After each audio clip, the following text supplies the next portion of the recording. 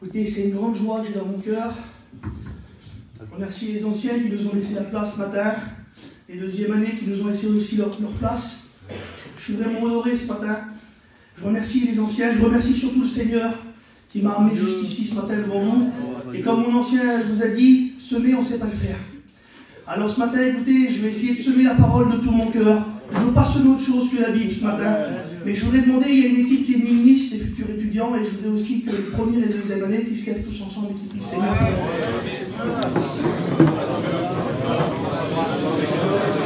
Seigneur, bénis-les parmi les deux.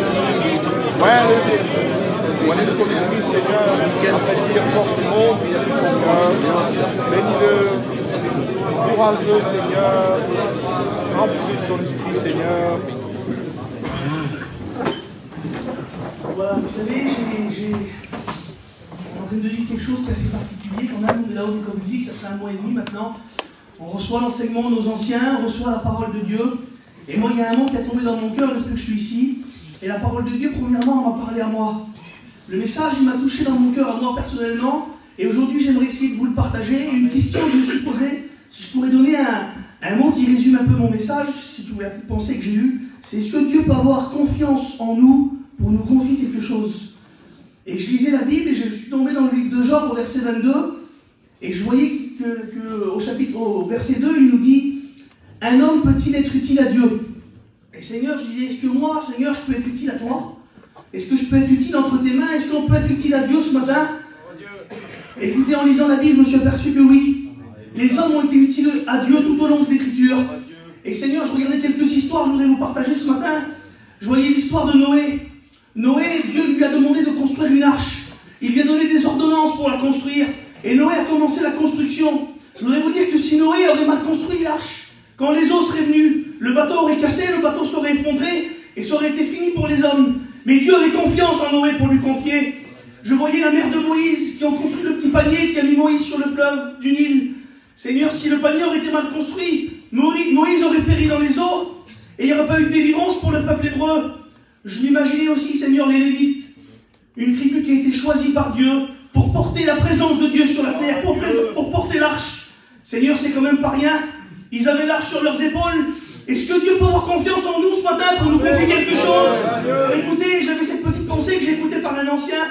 Quand ils rentraient chez eux, Seigneur, les Lévites le soir, qui devaient enlever leurs vêtements, à la force de porter toute la journée l'arche sur leurs épaules, sûrement leur petite famille autour d'eux devait leur demander, mais qu'est-ce que c'est les marques que tu as sur tes épaules? Seigneur, la réponse qu'il devait donner. J'étais aujourd'hui en train de porter l'arche de l'Éternel. On a porté la présence de Dieu aujourd'hui. Mes frères, si on porte la parole de Dieu, si on porte la présence de Dieu, ça laisse des marques, ça laisse des traces. Seigneur, je voyais aussi dans le Nouveau Testament, dans le livre des Actes, je voyais ces hommes qui faisaient descendre Paul le long de la muraille de Damas. Seigneur, s'ils auraient fait tomber Paul à ce moment-là, il n'y aurait pas eu de doctrine pour nous, il n'y aurait pas eu les épîtres. Je m'imaginais Siméon, ce vieillard qui a porté Jésus dans ses mains, qui avait à peine quelques jours. Je vous laisse imaginer s'il aurait fait tomber. C'était la grâce pour nous. Dieu a eu confiance à des hommes. Dieu peut-il avoir confiance en nous ce matin? Seigneur, j'ai vu une autre histoire, je voudrais vous la citer, je voudrais vous faire la lecture. Ça se trouve dans le livre de 1 Roi au chapitre 21. Je vous fais la lecture. Après ces choses, voici ce qui arriva à Naboth de Jezreel. Il avait une vigne à Jezreel, à côté du palais d'Akab. Akab parlait ainsi à Naboth. Naboth, cède-moi ta vigne pour que j'en fasse un jardin potager. Je te donnerai la place d'une vigne meilleure, ou si cela ne te convient pas, je te paierai la valeur en argent. Naboth avait une vigne, lui. Il lui avait été confié quelque chose aussi à cet homme-là. Ses pères lui avaient confié une vigne à Jezreel. Naboth était de Jezreel. Et je voudrais vous dire, nous aujourd'hui, nous sommes des hommes qui sont nés de Dieu. Nous sommes des hommes en Dieu. Notre vigne, elle ne doit pas être ailleurs qu'en Dieu ce matin. Et notre vigne, elle est là ce matin. L'héritage qu'on a reçu. Akab va sortir au-devant de lui. Et va lui dire, cède-moi ta vigne, je t'en donnerai une meilleure. Je voudrais vous dire ce qu'on a reçu, le diable voudrait bien qu'on lui cède. Il nous fait croire qu'il va nous donner quelque chose de meilleur. Mais ce matin, nous sommes dans la bonne vigne. Nous sommes dans la vigne que nos anciens nous ont transmis. L'héritage de Dieu. Et Naboth va lui dire, je vais faire un jardin potager avec ta vigne. Et Seigneur, je pensais ça ce matin. Un jardin potager, on trouve beaucoup de mélanges à l'intérieur. On peut trouver des fruits, des légumes. Et c'est ce que l'ennemi voudrait venir faire. Il voudrait venir altérer l'évangile qu'on a reçu. Il voudrait venir faire du mélange au milieu de nous. Mais Seigneur, ce matin, Naboth a donné une réponse et je voudrais vous la dire. de céder l'héritage de mes pères. Ce matin, on ne veut rien céder. On veut rester dans la vie. Écoutez, mes frères, je voudrais vous dire quelque chose. Le fruit de la vigne ce matin, on l'aime. On aime le goût de la vigne alors. Parce que la vigne, elle nous a donné la vie. La vigne, elle nous a appelés au ministère. La vigne, elle nous a emmenés jusqu'ici. Et ce matin, on ne veut pas donner la vigne que nos pères nous ont confiée. Ce matin, on veut l'entretenir. Écoutez, je voudrais vous faire une lecture aussi qui se trouve dans le livre d'1 Thessaloniciens au chapitre 2 et au verset 4. Et il dit ceci. Mais Dieu nous a jugés dignes de nous confier l'évangile. Ce matin, ce n'est pas une arche qui nous a été confiée. Ce matin, ce n'est pas une vigne. Mais Dieu nous a jugés dignes de nous confier sa parole. Alors ce matin, est-ce qu'on peut être utile à Dieu?